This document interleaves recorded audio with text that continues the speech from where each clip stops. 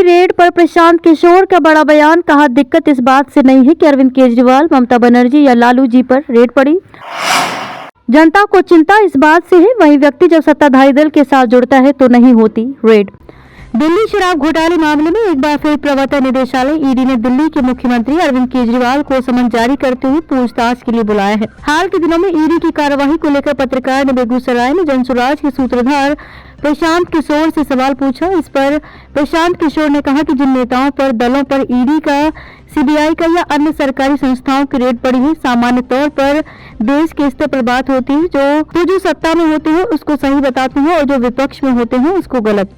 मेरी अपनी समझ ये है कि जिन पर रेड पड़ रही है ये उनकी जिम्मेवारी है कि वे ये बताएं कि ये उनकी जिम्मेवारी है कि वे बताएं कि ये सही है या गलत है। सामान्य जनता के नजरिए से दिक्कत इस बात से नहीं है कि अरविंद केजरीवाल पर रेड पड़ी, ममता बनर्जी की पार्टी पर रेड पड़ी या लालू जी पर। जिन्होंने गलती की है अगर रेड पड़ रही है तो ठीक ही है। जनता को इस बात से चिंता होती है कि वही व्यक्ति जो सत्ताधारी दल के साथ जुड़ जाता है तो उस पर रेड होना बंद हो जाता है। जिसने भी गलती की है उस पर रेड पड़ने के साथ कार्रवाई भी होनी चाहिए। सिर्फ यही नहीं होनी चाहिए कि जो विपक्ष में है तो आप उस पर रेड डाल रहे हैं और वही आदमी उसके साथ ही सत्ता पक्ष में है तो आप उसे छोड़ रहे हैं।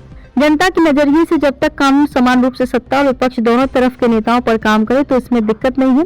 अगर आपने गलती की है तो रेड होगी।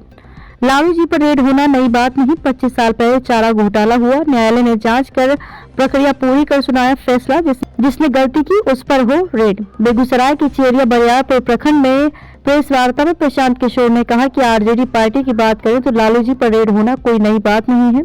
25 वर्ष पहले पशुपालन घोटाला, चारा घोटाला हुआ। इस तरह की सरकार केंद्र में, बिहार में नहीं, हर स्तर पर न्यायालय ने जांच कर प्रक्रिया पूरी कर फैसला सुनाया। तो आप ये नहीं कह सकते कि कोई प्रमाण नहीं है और कोई गलती नहीं हुई है।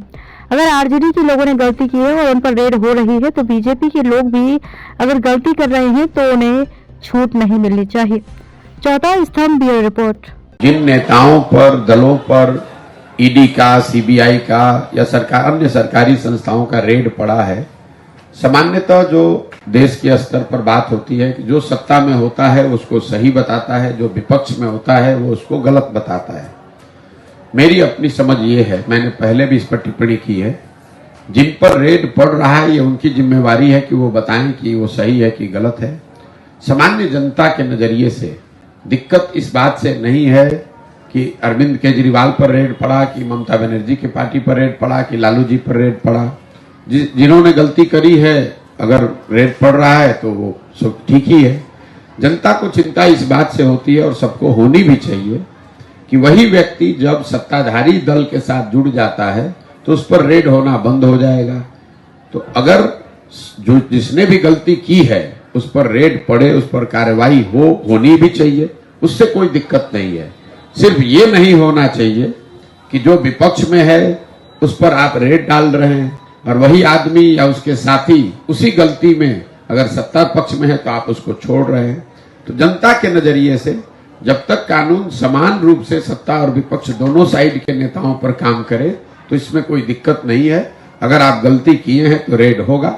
अब आरजेडी जो पार्टी है, लालू जी को रेड होने की बात नहीं है। आज कोई कहता है कि उन पर वेंडेटा हो रहा है तो ये तो गलत बात है। 25 बरस पहले पशुपालन घोटाला हुआ, हर तरह की सरकार केंद्र में, बिहार में रही, हर स्तर पर न्यायालयों ने उस पूरी चीज का जांच किया, उसकी प्रक्रिया चली, उसके बाद उनको कन्विक्ट किया गया है।